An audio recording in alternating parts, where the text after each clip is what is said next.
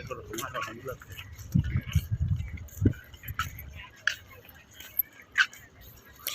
าเที่ยววัดหงส์ทองค่ะตอนนี้17 นาฬิกาคนยังเยอะมากเลยจ้าบรรยากาศ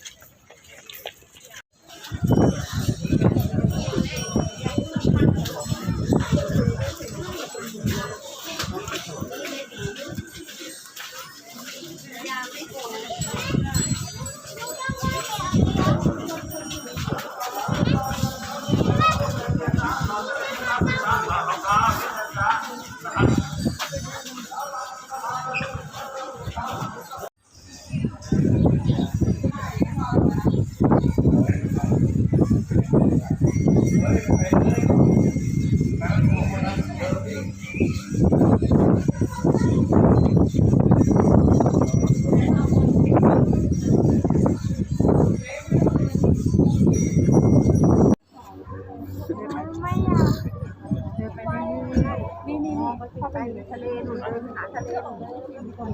ย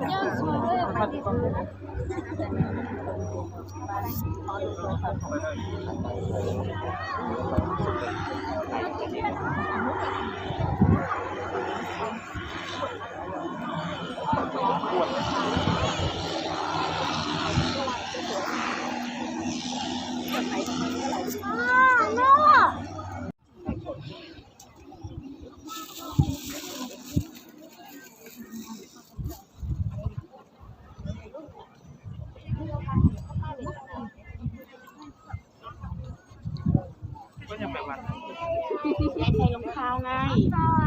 อันนี้สวยมากต้องยืนฝั่งนั้น